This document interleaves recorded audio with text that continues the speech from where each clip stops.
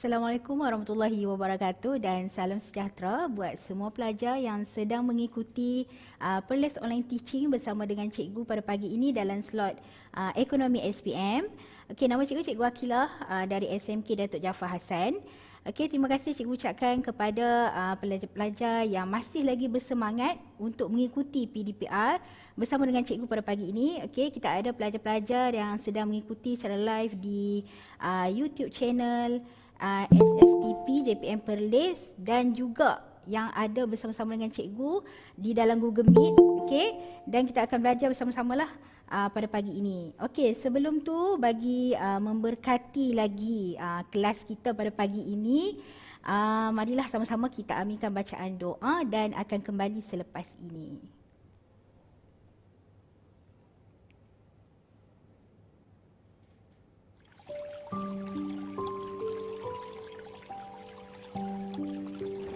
Bismillahirrahmanirrahim.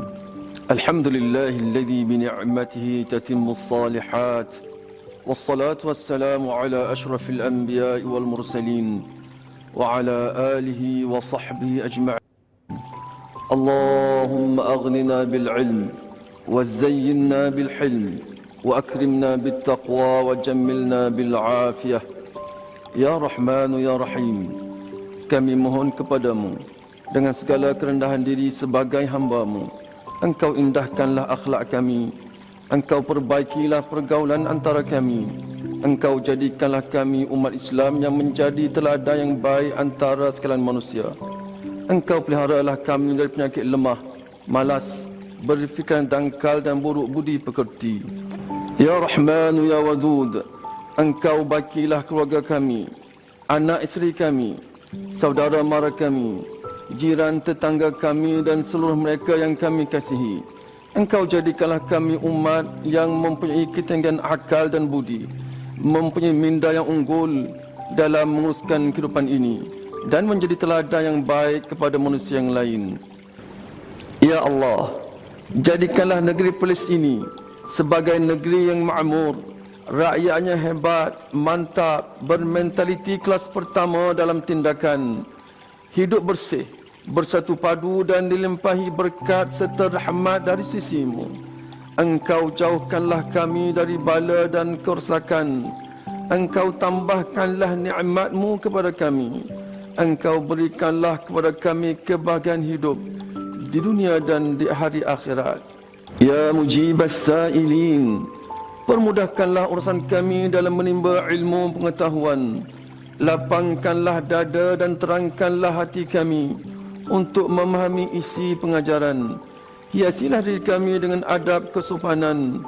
Muliakanlah kami dengan ketakwaan. Segarkanlah badan kami dengan kesihatan yang berpanjangan. Dan berkatilah hidup kami dengan keredaan-Mu. Allahumma inna na'udzubika minal barasi wal jununi wal judham wa min sayyi'il asqam. ربنا آتنا في الدنيا حسنة وفي الآخرة حسنة وقنا عذاب النار وصلى الله على سيدنا محمد وعلى آله وصحبه وبارك وسلم والحمد لله رب العالمين. Okey, amin rabbil alamin. Okey, baik, kita kembali semula. Tajuk yang cikgu pilih pada hari ini adalah dasar fiskal dan juga dasar keuangan. Okey, sebelum tu para pelajar diminta untuk mengisi link kehadiran. Okey, dengan boleh scan QR code tersebut dan cikgu bagi masa 2 minit. Sambil tu kita akan ada commercial break lah. Kita saksikan sedikit commercial break dan kembali semula. Okey.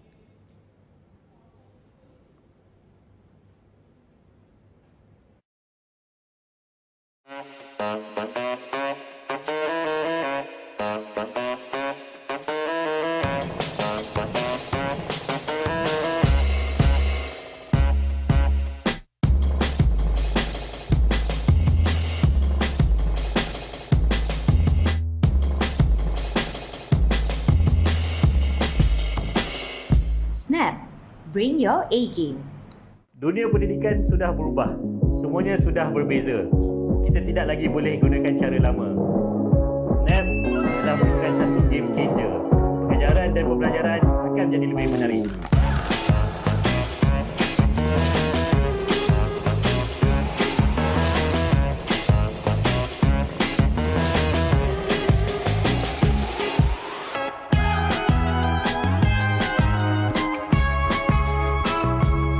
Setakat ini, Snap telah diperkenalkan di Sekolah Tuanku Abdul Rahman Ipoh, Kolej Yayasan Saad Melaka, Sekolah Menengah Sains Tapa dan sekolah-sekolah di Negeri Perlis.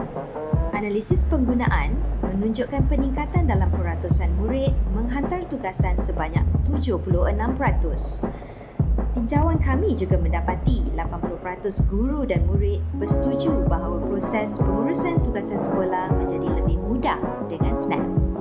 Mudahnya guna Snap. Saya boleh bagi homework, marking, semua dalam Snap je. Siap ada rekod dan analisis. Mudah saya nak pantau tugasan murid. Technical support pun ada kalau saya perlukan bantuan.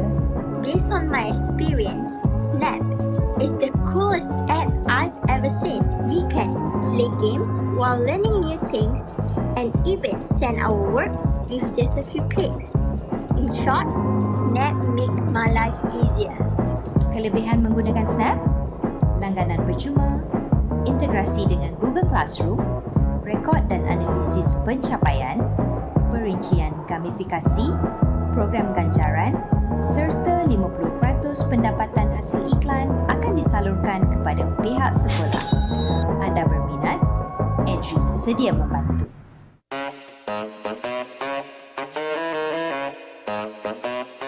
Snap, bring your A-game. Okey, kita kembali balik dalam kelas kita pada pagi ini.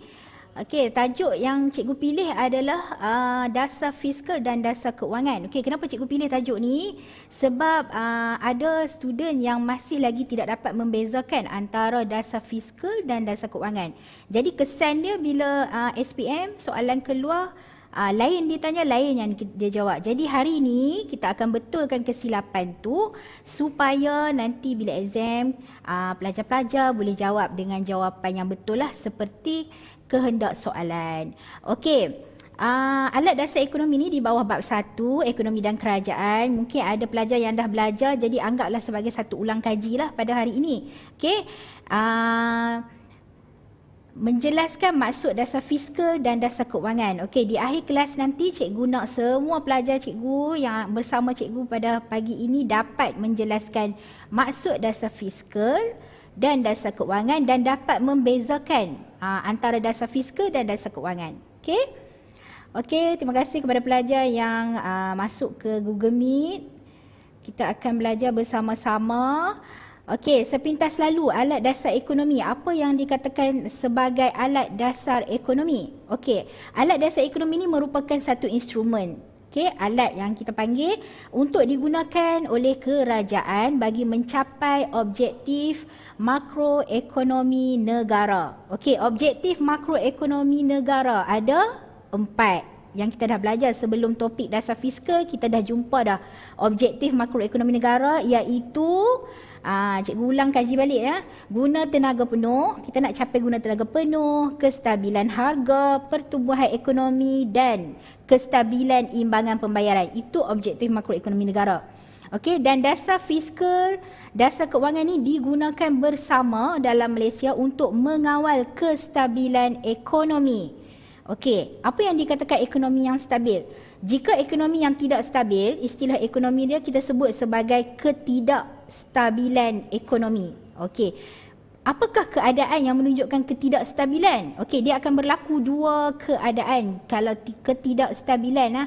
Inflasi, kita sebut sebagai inflasi dan juga deflasi. Ataupun kita sebut kemelesetan ekonomi. Itu ekonomi yang tidak stabil. Jadi bagaimana kerajaan nak mengawal keadaan ini? Dia akan gunakan dasar fiskal dan dasar keuangan yang cikgu akan terangkan pada pagi ini. Okey? Jadi kombinasi antara dua dasar ini boleh melahirkan kesan yang berbeza bagi mencapai matlamat objektif makroekonomi negara.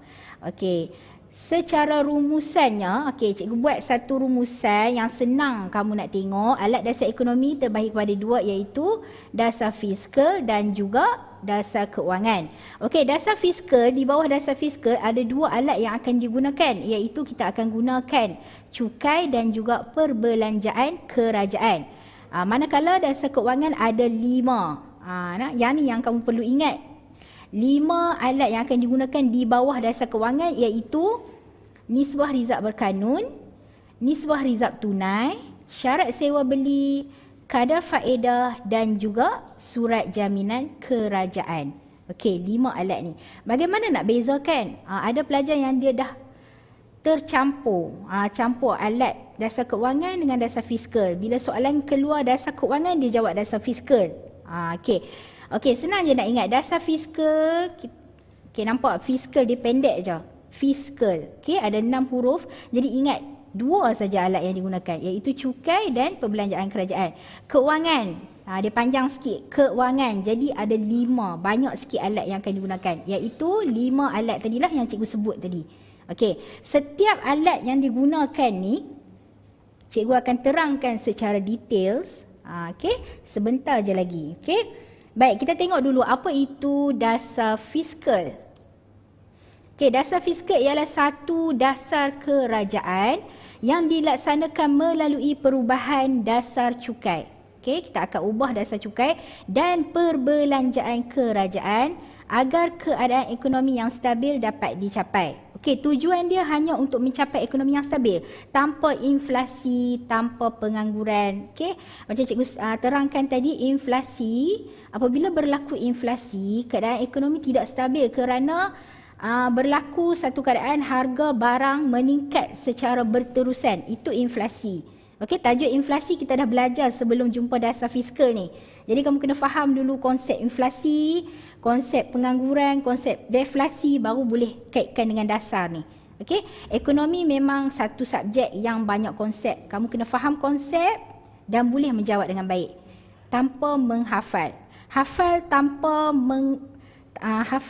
memahami konsep agak susah untuk kamu menulis jawapan. Tapi kalau kamu faham konsep, kamu boleh menjawab dengan baik. Okey, jadi kamu kena faham inflasi adalah satu keadaan di mana harga barang naik secara berterusan. Kenapa harga barang naik secara berterusan? Kerana terdapat permintaan yang melebihi penawaran. Okey, ramai orang yang nak membeli. Duit di tangan orang ramai banyak, jadi permintaan meningkat, melebihi penawaran, diberlaku lebihan permintaan, maka firma akan naikkan harga. Itulah situasi yang berlaku dalam inflasi. Berbeza dengan deflasi. Deflasi ataupun kemelesetan ekonomi, orang ramai kurang duit. Orang ramai kurang pendapatan disebabkan kehilangan pekerjaan, disebabkan pengangguran. Okay, firma tidak mampu mengeluarkan banyak barang dan terpaksa membuang pekerja, maka berlakulah pengangguran. Okey, itu dua keadaan yang menunjukkan ketidakstabilan ekonomi. Jadi kerajaan akan kawal keadaan ni menggunakan dasar-dasar ni lah. Okey, dan yang kedua tujuan dia adalah untuk mengagihkan pendapatan dengan lebih saksama, dengan lebih adil. Okey, untuk merapatkan jurang pendapatan antara golongan kaya dan juga golongan miskin. Okey, itu overview tentang dasar fiskal. Okey. Keyword dia di sini yang kamu perlu ingat ialah dasar fiskal, dua alat yang akan digunakan iaitu kadar cukai dan perbelanjaan kerajaan. Tujuan dia adalah sama, untuk mencapai ekonomi yang stabil dan juga nak merapatkan jurang pendapatan. Okey? Baik, kita teruskan lagi. Kombinasi alat dasar fiskal. Okey. Kita ada dua aspek yang kita akan bincangkan di sini, iaitu kita sebut sebagai dasar fiskal mengembang. Okey, dasar fiskal menguncup. Waktu mana kita nak gunakan dasar-dasar ni? Okey, kita tengok masalah apa yang ekonomi kita alami. Jika mengalami masalah pengangguran, maka dasar fiskal mengembang akan digunakan. Okey, mengembang. Mengembang, kita kembang, jadi tujuan dia untuk meningkatkan. Okey, mengembang, tujuan dia meningkatkan. Ingat, mengembang, meningkatkan permintaan agregat. Okey, maksudnya kita nak bagi isi rumah ni pendapatan dia meningkat, jadi dia boleh membeli banyak barang. Itu tujuan dia. Okey, tujuan dia. Jadi bagaimana cara dia? Kerajaan akan menurunkan kadar cukai. Okey, apa kesan dia bila kadar cukai diturunkan, dia akan memberi kesan kepada pendapatan. Okey, dia akan bagi kesan kepada pendapatan isi rumah. Secara logiknya, sebab tu cikgu kata kena faham konsep. Bila kamu faham konsep, kamu boleh relate secara logik tanpa menghafal. Okey? Bila kerajaan menurunkan kadar cukai, dia akan bagi kesan dekat pendapatan isi rumah. Pendapatan isi rumah akan meningkat. Okey? Apabila pendapatan dia meningkat, dia ada duit, dia boleh membeli banyak barang, maka kesannya kuasa beli ataupun permintaan barang akan meningkat. Jadi tercapailah tujuan tadi. Okey, ekonomi akan stabil semula. Okey. Cara yang kedua adalah dengan meningkatkan perbelanjaan kerajaan. Okey, perbelanjaan kerajaan pun kita dah belajar sebelum ni. Ada dua jenis perbelanjaan kerajaan, iaitu perbelanjaan mengurus, perbelanjaan pembangunan. Jadi perbelanjaan mana yang kerajaan akan tingkatkan? Dia akan tingkatkan perbelanjaan pembangunan. Okey, di mana kerajaan apabila berlaku je pengangguran, kerajaan akan memperbanyakkan projek-projek pembangunan, maka kesan dia di situ dia akan mewujudkan peluang pekerjaan kepada isi rumah. Okey. Ambil masa fikir sikit. Kita fikir sikit secara logiknya. Konsep dia di situ adalah meningkatkan perbelanjaan kerajaan. Perbelanjaan apa? Perbelanjaan pembangunan. Okey, kesan dia mewujudkan peluang pekerjaan. Daripada peluang pekerjaan tu dia akan bagi kesan kepada pendapatan isi rumah. Okey, pendapatan isi rumah meningkat, maka permintaan pun meningkat. Maka tercapailah tujuan tadi, kita nak tingkatkan permintaan agregat dia. Okey, firma pun apabila permintaan isi rumah meningkat, dia akan memperbanyakkan pengeluaran barang dia, maka di situ pun dia akan gunakan tenaga kerja. Maka masalah pengangguran pun dapat dikawal. Okey, nampak tak? Okey, bila kita kerajaan guna dasar tu, maka tujuan dia akan tercapai. Jadi kamu kena faham apabila berlaku masalah ekonomi, apa tujuan dia dan bagaimana kerajaan nak kawal. Okey, cikgu ulang lagi sekali. Dasar fiskal mengembang digunakan semasa berlaku ketidakstabilan ekonomi, pengangguran. Okey. Tujuan dia untuk meningkatkan permintaan agregat melalui kerajaan akan turunkan kadar cukai dan juga meningkatkan perbelanjaan kerajaan. Okey? Boleh. Baik. Kita teruskan lagi. Apa yang kerajaan akan buat jika berlaku masalah inflasi? Okey, ingat inflasi, harga barang naik secara berterusan. Okey? Disebabkan permintaan yang banyak. So tujuan dia kerajaan nak kurangkan. Nampak? Kalau tadi kita nak tingkatkan sebab pengangguran. Ini kita nak kurangkan permintaan tu supaya harga tu kembali stabil, harga barang. Okey, kembali jatuh. Okey. Jadi kerajaan akan gunakan kadar cukai juga, tapi dia akan naikkan kadar cukai. Berlawanan konsep dengan fiskal mengembang tadi. Okey, ingatlah fiskal menguncup, keadaan dia menguncup macam tu, menguncup. Jadi tujuan dia kita nak kurangkanlah. Nak kurangkan permintaan agregat tu dengan menaikkan kadar cukai. Apa yang akan jadi jika kerajaan naikkan kadar cukai? Okey, kesan dia macam tadi juga, dia akan bagi kesan kepada pendapatan boleh guna isi rumah. Okey, pendapatan boleh guna isi rumah akan berkurang. Sebab dia terpaksa bayar cukai lah. Terpaksa bayar cukai yang banyak, yang lebih. Jadi pendapatan dia berkurang. Maka apabila pendapatan berkurang, kuasa beli dia akan berkurang. Jadi permintaan akan jatuh. Jadi tercapailah tujuan tadi. Tujuan dia nak kurangkan permintaan kan. Okey. Dan cara yang kedua, macam tadi juga, perbelanjaan kerajaan. Kalau tadi pengangguran kita kena tingkatkan, tapi bila berlaku inflasi, kerajaan akan kurangkan perbelanjaan kerajaan. Okey? Jadi bila dia kurangkan perbelanjaan kerajaan, kurangkan projek-projek pembangunan, maka pertumbuhan ekonomi akan jadi perlahanlah. Okey, dan permintaan barang akan jatuh. Okey, maka tercapailah tujuan dia nak kurangkan permintaan agregat. Okey. Okey, itu tentang dasar fiskal, ada dua saja. Tak banyak yang kamu kena ingat. Dasar fiskal ada dua saja. Okey, sekarang kita nak masuk kepada dasar yang kedua, dasar keuangan. Okey, dasar keuangan.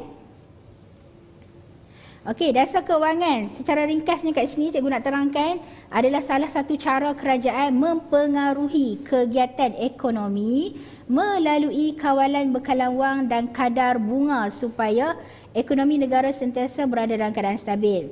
Dasar keuangan dilaksanakan oleh Bank Pusat. Okey, Bank Pusat satu-satunya di Malaysia adalah Bank Negara Malaysia. Okey, yang mencetak wang tu, itulah Bank Pusat. Dan dia akan gunakan 5 alat dasar keuangan, iaitu terdiri daripada nisbah rizab tunai, nisbah rizab berkanun, surat jaminan kerajaan, syarat sewa beli dan kadar faedah. Tujuan dia sama.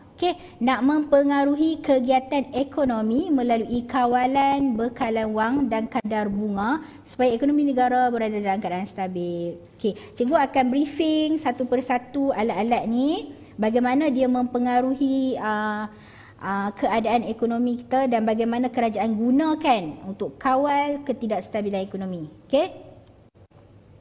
Baik, sama macam tadi, ada juga dasar keuangan mengembang, dasar keuangan menguncup. Okey, dasar keuangan mengembang, lagi sekali kita jumpa mengembang ni, menambahkan. Menambahkan bekalan wang, itu tujuan ataupun matlamat dasar ini digunakan. Menambahkan bekalan wang dalam ekonomi untuk mengatasi masalah pengangguran ataupun kemelesetan ekonomi. Kamu kena faham bila berlaku pengangguran, masyarakat yang tidak bekerja, dia nak bekerja tapi dia tak dapat pekerjaan. Jadi di sini bila dia tidak bekerja maka dia tiada pendapatan ataupun pendapatan dia kurang. Jadi kerajaan dia kena buat laksanakan dasar ni untuk menambah. Itu tujuan dia tadi, nak tambah bekalan wang dalam ekonomi melalui 5 alat yang kita akan gunakan tadi. Nisbah rizab berkanun tadi kita akan turunkan. Yang kedua, menurunkan nisbah rizab tunai, membeli surat jaminan kerajaan, melonggarkan syarat sewa beli dan menurunkan kadar faedah. Saya juga akan terang satu-satu bagaimana dia memberi kesan. Bila dia turunkan nisbah, apa yang akan jadi. Dan dasar keuangan menguncup digunakan untuk mengurangkan bekalan wang dalam ekonomi. Kita nak selesaikan masalah inflasi. Inflasi ni dia berlawan dengan pengangguran tadi. Inflasi ni orang ada duit, tapi barang tidak mencukupi. Jadi permintaan tu melebihi penawaran. Jadi harga barang naik secara berterusan. Jadi kerajaan akan gunakanlah 5 alat tadi. Baik. Kita akan ke nisbah rizab berkanun dulu. Kita nak tengok dulu apa itu nisbah rizab berkanun. Nisbah rizab berkanun, konsep dia adalah satu simpanan wajib bank perdagangan di Bank Pusat berdasarkan jumlah deposit yang diterima. Kamu kena faham konsep bank perdagangan, Bank Pusat. Bank Pusat adalah Bank Negara Malaysia yang kawal semua aktiviti bank perdagangan. Bank perdagangan adalah bank yang kita selalu terlibat. Kalau biasa dengar Maybank, CIMB, RHB, kita selalu terlibat dengan menyimpan duit di bank.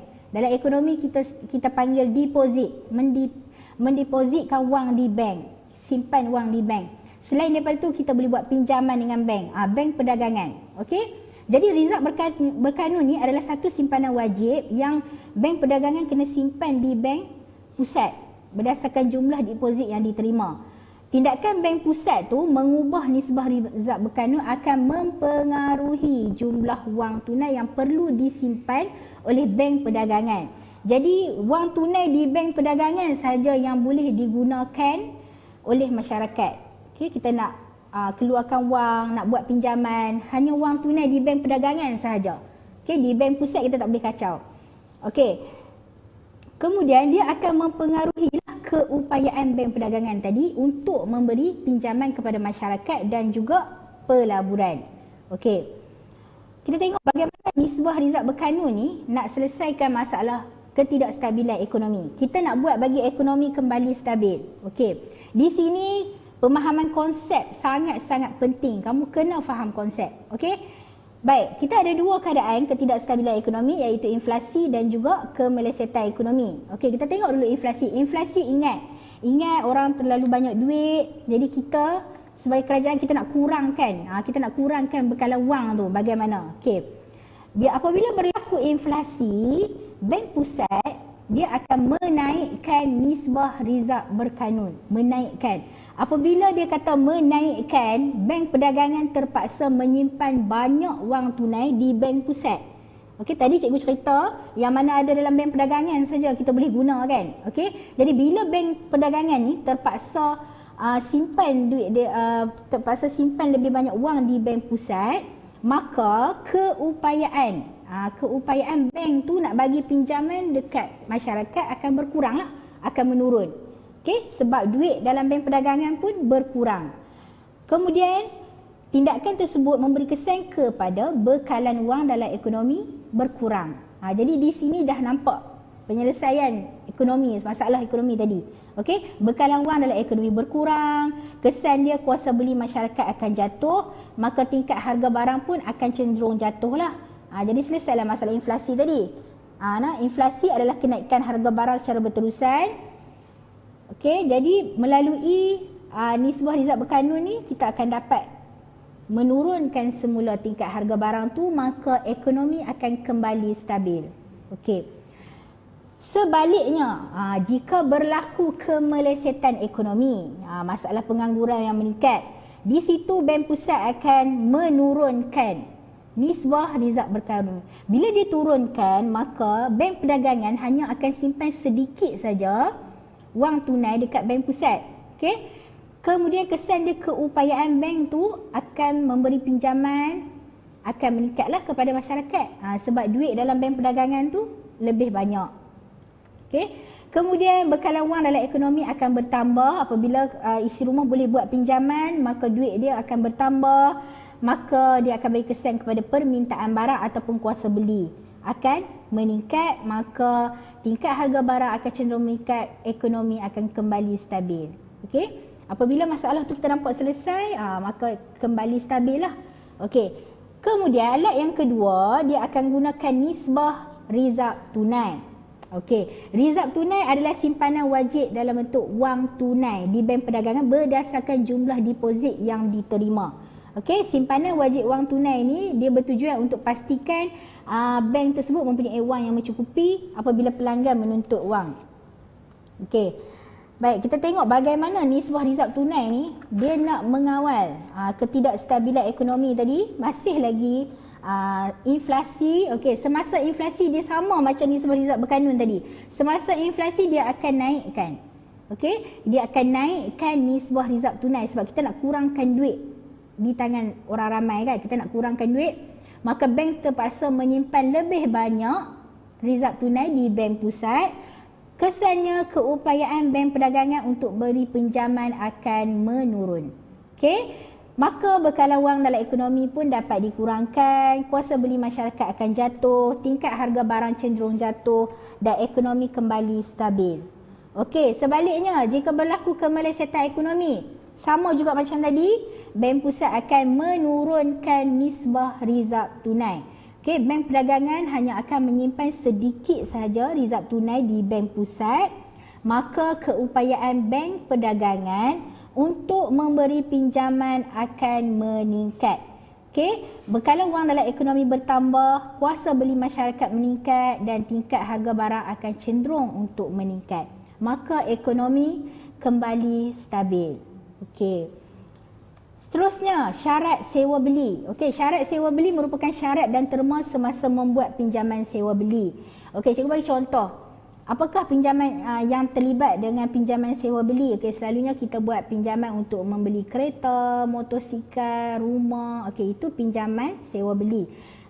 Bank pusat dia akan kawal syarat sewa beli ni dengan menetapkan jumlah maksimum dan tempoh bayaran balik pinjaman berserta dengan faedah. Okey, kamu kena faham bila cikgu sebut pinjaman, maksudnya jumlah maksimum tu berapa yang kita boleh pinjam. Contohnya 100,000, 200,000, setakat itu saja boleh pinjam. Itu yang dinamakan jumlah maksimum.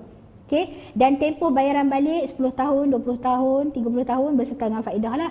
Okey, pinjaman yang berserta dengan faedah maksudnya jika kamu meminjam kepada bank, daripada bank sebanyak 100,000, kita takkan bayar balik 100,000.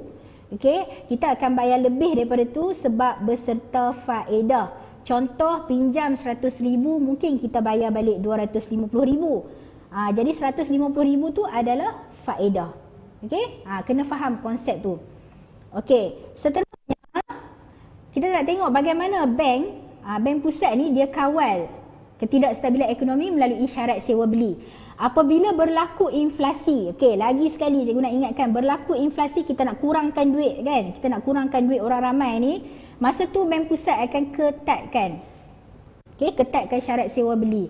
Di mana dia akan meningkatkan deposit pinjaman. Duit deposit pinjaman tu dia akan tingkatkan lah. Mungkin deposit daripada 10,000 dia akan jadi 20,000, banyak lah. Okay, deposit. Sebelum nak pinjaman dibuat, kita kena bayar deposit pinjaman, maka dia akan tingkatkan deposit tu dan tempoh bayaran balik dipendekkan. Itu cara kerajaan, cara bank pusat untuk nak kurangkan bekalan wang. Okay? Maka di situ kadar faedah pun akan dinaikkan. Okay? Lebih banyak kadar faedah yang akan dikenakan, kesan dia permintaan akan berkurang. Okay? Sebab duit di tangan orang ramai dah berkurang. Okay? Permintaan dia akan jatuh, maka harga barang pun akan cenderung jatuh, ekonomi kembali stabil. Okay. Sebaliknya, jika berlaku kemelesetan ekonomi, okay, kamu kena ingat bila berlaku kemelesetan ekonomi, kurang duit, okay, orang ramai kurang duit, kurang pendapatan, masa tu bank pusat kan melonggarkan syarat sewa beli. So keyword yang kamu kena ingat kat sini lah, nak longgar ke nak ketatkan. Okay, bergantung kepada ketidakstabilan ekonomi yang berlaku pada ketika itu. Apabila bank pusat nak longgarkan syarat tu, maka dia akan turunkan deposit pinjaman tadi. Okay, tempoh bayaran pun akan dipanjangkan. Sebab orang tak ada duit kan. Okay. So kadar faedah pun akan dikurangkan, maka di situ permintaan akan meningkat. Dan tingkat harga barang pun akan cenderung meningkat, maka last sekali ekonomi akan kembali stabil. Okay. Baik. Seterusnya, surat jaminan kerajaan. Okey, surat jaminan kerajaan ni adalah satu surat bertulis yang dikeluarkan oleh kerajaan untuk memperoleh pinjaman daripada masyarakat atau institusi kewangan. Institusi kewangan itu seperti bank lah. Okey, bank-bank perdagangan. Baik, seterusnya kita nak tengok bagaimana bank pusat nak selesaikan jika berlaku inflasi. Pada masa itu bank pusat akan menjual. Okey, menjual surat jaminan kepada pasaran. Pasaran tu adalah orang ramai dan institusi kewangan tadilah. Okey, pada masa tu orang ramai atau institusi kewangan tadi akan membeli surat jaminan tu daripada kerajaan, okey, dengan wang dalam pasaran. Maka di situ aliran wang tunai akan berkuranglah. Aliran wang tunai di tangan orang ramai akan berkurang sebab dia beli surat jaminan tadi. Okey, maka di situ keupayaan bank perdagangan tadi untuk memberi pinjaman akan menurun ataupun jatuh. Okey, bekalan wang dalam ekonomi akan berkurang, permintaan akan jatuh, harga barang akan jatuh dan ekonomi akan kembali stabil. Baik, sebaliknya jika berlaku kemelesetan ekonomi, pada masa tu bank pusat akan membeli. Okey, apabila ekonomi meleset, orang ramai tak ada duit, kurang pendapatan, maka kat situ dia akan beli surat jaminan tu daripada orang ramai dan institusi kewangan tadi. Maka orang ramai dan institusi kewangan tadi akan menjual surat tu kepada kerajaan untuk memperoleh wang. Okey, aliran wang tunai dalam ekonomi akan bertambah, keupayaan bank perdagangan untuk memberi pinjaman akan meningkat. Maka bekalan wang dalam ekonomi bertambah, kuasa beli masyarakat meningkat dan seterusnya, harga barang cenderung meningkat, ekonomi kembali stabil semula. Okey. Last dah. Alat yang akan digunakan iaitu kadar faedah. Kadar faedah ni cikgu dah terangkan tadi, kos yang terpaksa peminjam tanggung semasa dia buat pinjaman.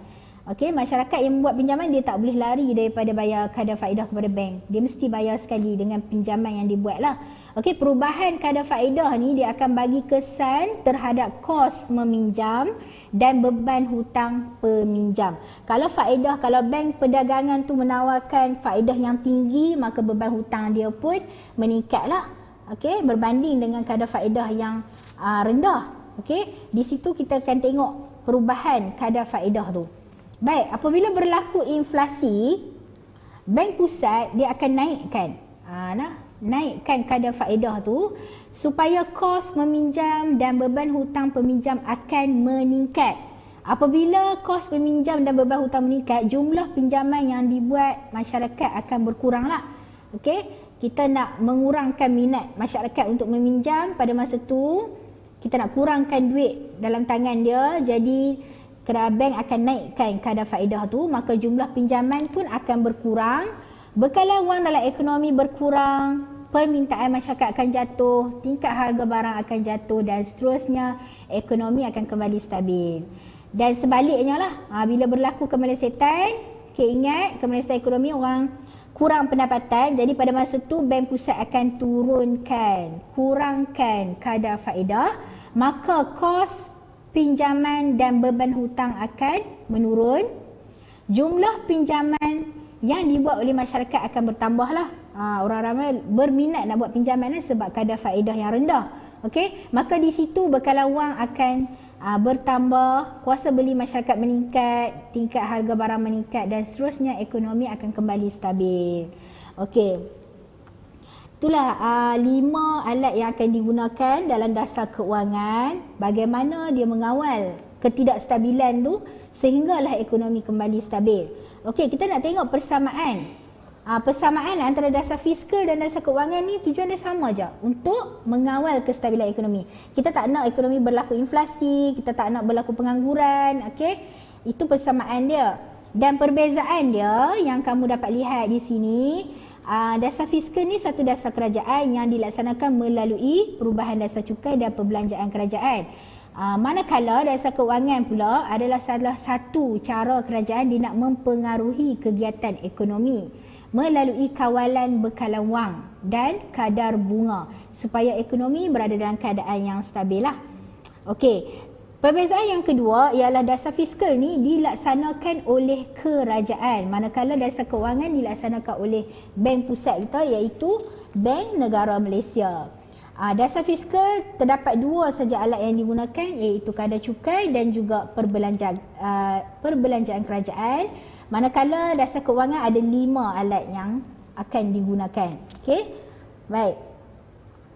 Sebelum cikgu tamatkan kelas pada pagi ini, kita nak tengok contoh soalan percubaan SPM. Okey, berformatkan SPM sebenar lah. Okey, maklumat berikut berkaitan dengan satu alat dasar keuangan. Okey, dia dah bagi hint dari kat sini. Okey, berkaitan dengan alat dasar keuangan. Kadar faedah dijangka turun lagi tahun ini.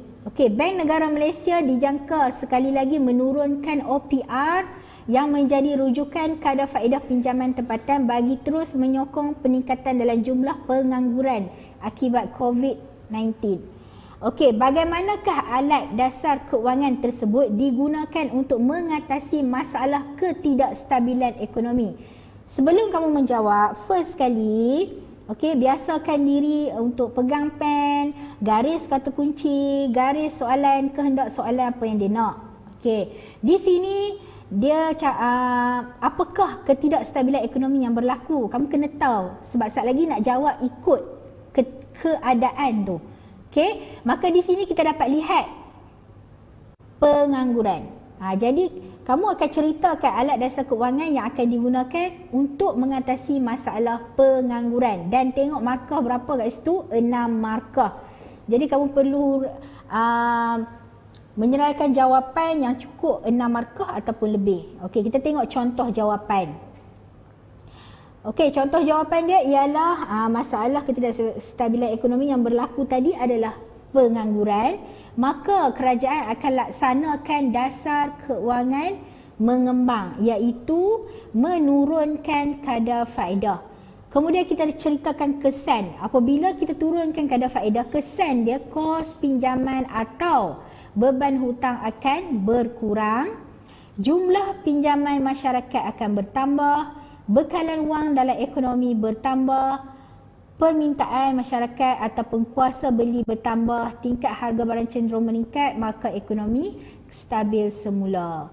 Okey, maksimum 6 markah. Okey, Jadi di sini pentingnya kamu menghuraikan kesan yang berlaku apabila kita turunkan kadar cukai, apa yang berlaku kepada kos pinjaman, apa yang berlaku kepada jumlah pinjaman dia, bekalan wang dalam ekonomi, permintaan masyarakat. Okay, cerita kesan tu sehingga selesai masalah tu, sehingga ekonomi stabil semula. Okay. Baik, seterusnya kita tengok lagi contoh yang kedua. Okey, masih lagi contoh soalan percubaan. Okey, maklumat berikut berkaitan dengan tindakan kerajaan dalam usaha pemulihan ekonomi akibat COVID. Kerajaan umum moratorium lanjutan untuk rakyat hilang pekerjaan. Di sini keyword dia, hilang pekerjaan. Okey, kerajaan bersetuju melaksanakan lanjutan moratorium dan bantuan bank bersasar khusus kepada rakyat yang hilang pekerjaan dan masih belum mendapat pekerjaan yang baru. Selepas 3 bulan, tempoh moratorium boleh dilanjutkan oleh bank bergantung kepada situasi masing-masing.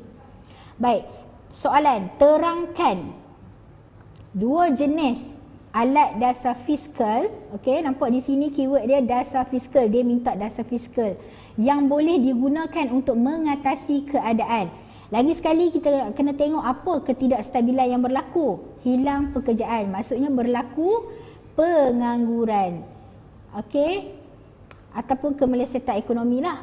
Baik, bila kita dah tahu dah apa ketidakstabilan ekonomi tu, maka kita kena senaraikan jenis alat dasar fiskal yang akan digunakan untuk mengatasi masalah tersebut. Baik, contoh jawapan. Terangkan mesti ada fakta dan huraian. Okey, jadi ini adalah faktanya. Melalui dasar fiskal, kerajaan akan menurunkan kadar cukai. Huraikan, pendapatan boleh guna akan bertambah. Itu kesan. Apabila dia turunkan kadar cukai, kesan dia kepada pendapatan boleh guna pengguna, dan kesan daripada pendapatan boleh guna bertambah tu, kesan dia adalah permintaan ataupun kuasa beli pengguna akan bertambah ataupun meningkat. Kemudian cara yang kedua adalah dengan meningkatkan perbelanjaan kerajaan. Okey, di sini pentingnya kamu mention apa penyelesaian dia, nak tingkat ke nak turun ke di sini. Okey, baru lengkap jawapan kamu. Kemudian kesan daripada tingkatkan tu kita huraikan. Kerajaan akan melaksanakan banyak projek pembangunan. Kesan dia daripada projek pembangunan tadi, dia akan mewujudkan banyak peluang pekerjaan. Kesan dia pula, pendapatan boleh guna akan bertambah. Kesan daripada pendapatan tu, kuasa beli ataupun permintaan pengguna meningkat. Maka ekonomi kembali stabil. Maksimum 4 markah. Okey, senang kan? Jadi cikgu rasa cikgu dah terangkan bagaimana dasar-dasar ini mempengaruhi ketidakstabilan ekonomi kita. Okey, dengan cara yang paling mudah cikgu terangkan, dan cikgu harap selepas ni pelajar-pelajar tak lagi bertukar jawapan antara dasar fiskal dan juga dasar keuangan. Okey, untuk mengukuhkan lagi kemahiran kamu, kepandaian kamu, maka cikgu guna pelajar-pelajar buatlah latihan yang cikgu sediakan dalam bentuk Google Form. Okey, boleh scan QR code ni, dan link pun boleh dapatkan lah. Dekat YouTube pun ada. Okey, dekat description tu nanti.